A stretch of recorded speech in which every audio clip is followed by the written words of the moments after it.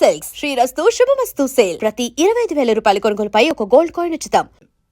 ఇదే టైంలోనే ఇంకొకటి కొన్ని క్వశ్చన్లు మిమ్మల్ని అడగడం జరిగింది. లైక్ సినిమాలు ఎందుకు ఆపేశారు? ఎందుకు తక్కువ అయ్యాయి? ఎందుకు సినిమాలు చేయట్లేదు? వాళ్ళు మిమ్మల్ని దూరం పెట్టారా? లేకపోతే మీరు సినిమాని దూరం పెట్టారా?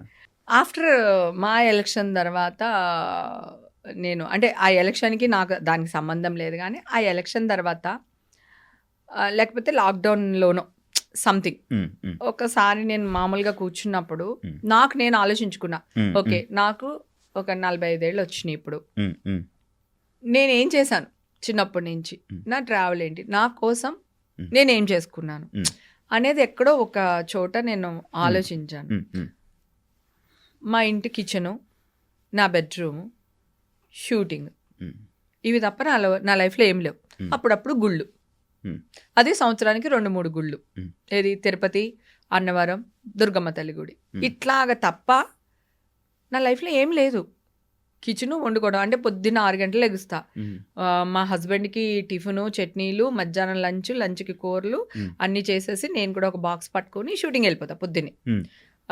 పాప చిన్నప్పుడైతే తను రెడీ చేయడం, నేను షూటింగ్కి వెళ్ళే ముందు తనకు రెడీ చేసి తనకు తినిపించి తను బస్సు ఎక్కిచ్చేసి మళ్ళీ మా హస్బెండ్కి అన్నీ చేసి మళ్ళీ నేను షూటింగ్కి వెళ్ళి రాత్రికి వచ్చి మళ్ళీ మా ఆయనకి నా కూతురికి వండి పెట్టుకుని నా కూతురు పడుకునేది వరకు నేను దాన్ని పడుకోపెట్టి తర్వాత నేను వెళ్ళి పడుకుని, లేదా ఎంత లేట్ అయినా పడుకుని మళ్ళీ పొద్దున్నే లేచి ఇదే రొటీన్.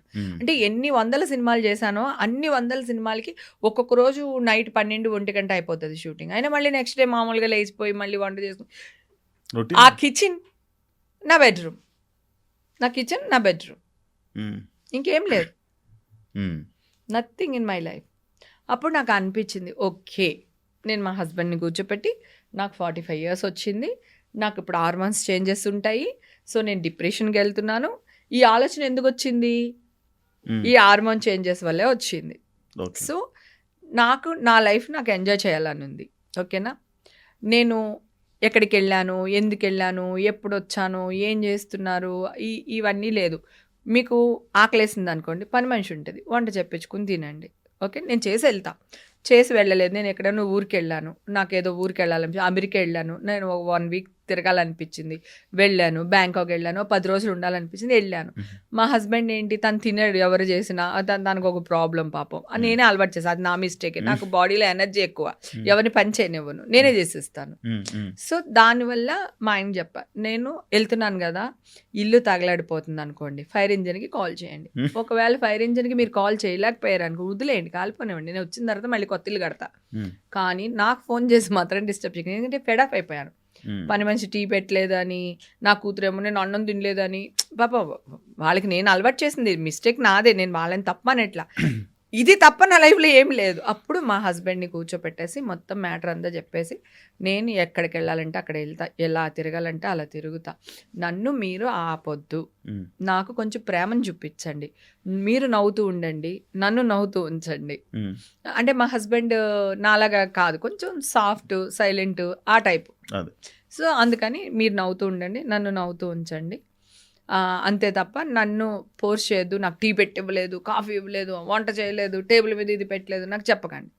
మీకు చేతనైతే పని మనిషి చేత చేయించుకోండి, చేత కదా హోటల్ అని చెప్పించుకుని తినేయండి, నన్ను అడగండి. అమ్మ రాజీనామా లాగా పెళ్ళం రాజీనామా అనుకోండి, నన్ను ఒక 2-3 సంవత్సరాలు వదిలేయండి, నన్ను ఏమీ అనకండి, నన్ను పట్టించుకోకండి అని చెప్పి నా హస్బెండ్కి రిక్వెస్ట్ చేసి, తర్వాత ఇప్పుడు నేను నాలాగా తిరగడం, నాలాగా మాట్లాడడం, నాకు కావాల్సినట్టు ఉండడం, నాకు కావాల్సినట్టు తిరగడం, ఇవి ఆఫ్టర్ బిగ్ బాస్ స్టార్ట్ చేశా. బిఫోర్ బిగ్ బాస్ నాకు లేదు, ఆఫ్టర్ బిగ్ బాస్ నేను అక్కనైపోయాను. ఆఫ్టర్ బిగ్ బాస్ నాకు రెక్కలు వచ్చేసింది, హేమక్క. ఆ బిగ్ బాస్ కూడా నేను డిప్రెషన్లోనే వెళ్ళాను.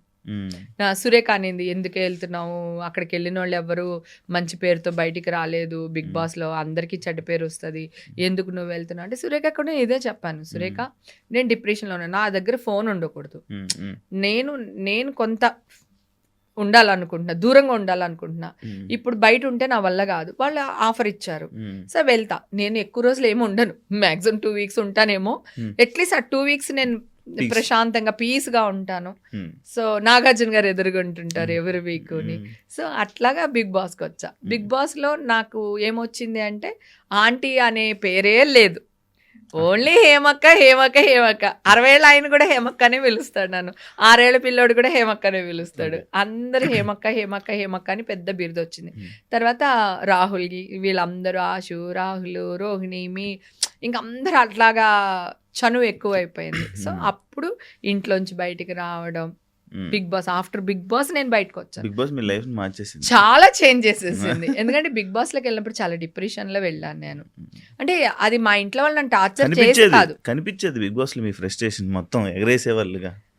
లేదు నేను అంటే ఇప్పుడు పాపం అయిపోయిన దాని గురించి ఎందుకు, కానీ నేనున్న రోజులు రాహుల్ నేను మళ్ళీ బిగ్ బాస్ హౌస్ లోకి వెళ్ళాను కదా, వెళ్ళి నేను వాడిని అని ఎత్తుకుంటాడు, నేను ఎగిరితే వాడు ఎత్తుకున్నాడు కదా, అప్పుడు వాడు నాకు కాళ్ళకి దండం పెట్టి, అక్క నువ్వు ఉన్నంతసేపు కడుపు నిండా అన్నం తిన్నావు అక్క, ఆ షాట్ కూడా ఉంటుంది, ఆ కాళ్ళకి దండం పెట్టిన అన్నీ ఉంటాయి, అక్క తప్పైపోయింది అక్క, నువ్వు ఉన్నంతసేపు కడుపు నిండా అన్నం తిన్నావు అక్క, నువ్వు వెళ్ళిన తర్వాత అన్నమే లేదక్క అన్నాడు.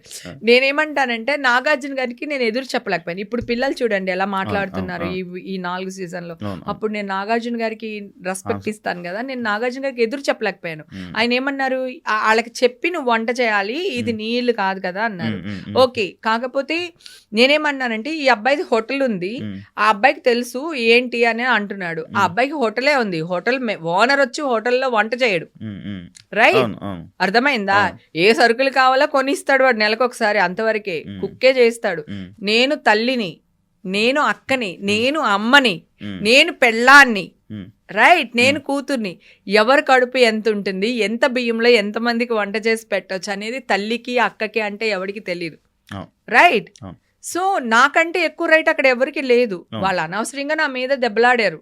నేను నాగార్జున గారు వచ్చినప్పుడు ఆయన చూస్తారులే నేను బాగానే పెట్టాను కదా అనుకున్నాను. అది మిస్ఫైర్ అయ్యి నాగార్జున గారు అనేసరికి నేను ఎదురు చెప్పలేదు. మీరు చూసారా, నేను సైలెంట్ అయిపోయాను. ఆయనకి నేను చెప్పను, నా జీవితంలో చెప్పను నేను. He's my dream boy, my darling, my sweet heart, everything Nagarjuna గారు నాకు. సో నేను ఆయనకి ఎదురు చెప్పే పరిస్థితిలో లేను, చెప్పలేదు, అంతే. తీసుకొచ్చారు. ఆ తర్వాత కూడా క్లైమాక్స్ లో చూసావు కదా, చిరంజీవి గారు ఆడేసుకున్నారు మమ్మల్ని. అంతేలే, నీకు అన్ని నాగార్జునే, మేమే ఉంటాము, నువ్వు ఉంటే బాధపడుతున్నావు అని తెచ్చేసాడు నిన్ను, అది ఇదని చిరంజీవి గారు. సో నాకు 2 కళ్ళు వాళ్ళిద్దరుని. సో ఆయనకి ఎదురు చెప్పలేదు, అప్పుడు నా సైలెంట్ అయిపోయాను. అది ప్లస్ ఫస్ట్ వీక్ లోనే నామినేషన్ లో పెట్టేస్తే ఈ జనాలకి మాత్రం ఎవరికి ఓట్లు వేయాలో తెలియదు కదా. అప్పుడు స్టార్టింగ్ అంటే అప్పుడు మళ్ళీ ఓట్లు కూడా మార్చారు, ఏవో చేశారు మొత్తానికి, అలా అయిపోయింది. కానీ బిగ్ బాస్ మాత్రం నాకు చాలా చాలా హ్యాపీనెస్ ఇచ్చింది. నేను ఇప్పుడు ఇంత ఎనర్జీగా ఇంకా ఉండడానికి కారణం కూడా బిగ్ బాస్. సినిమాలు ఇప్పుడు చేస్తారా? ఇప్పటి నుంచి సినిమాలు చేస్తాను. ఎందుకంటే ఇప్పటికి కొన్ని లక్షల మంది, నేను వెళ్ళిన ప్రతి ఫంక్షన్స్లోని వీటిల్లో వాటిలో అందరూ బంగారు నువ్వు యాక్ట్ చేయాలి నాన్న, నువ్వు యాక్ట్ చేయాలి అని అంటున్నారు. ప్లస్ నాకు ఇన్ని బ్లెస్సింగ్స్ వచ్చినాయి కదా, నువ్వు మంచిదానివిరా, నువ్వు మంచిదానివి, నువ్వు ఫైట్ చెయ్యి, మేమందరం నీతో ఉన్నాం, మా బ్లెస్సింగ్స్ ఉన్నాయని ఎంతమంది అయితే చెప్పారో వాళ్ళందరి అభిమానం ఎక్కడి నుంచి వచ్చింది? Point, I'm a celebrity, I'm a actor. నేను చేసిన క్యారెక్టర్స్ వల్లే నాకు ఇంత పేరు వచ్చింది. బిగ్ బాస్ ఆఫర్ ఎందుకు వచ్చింది?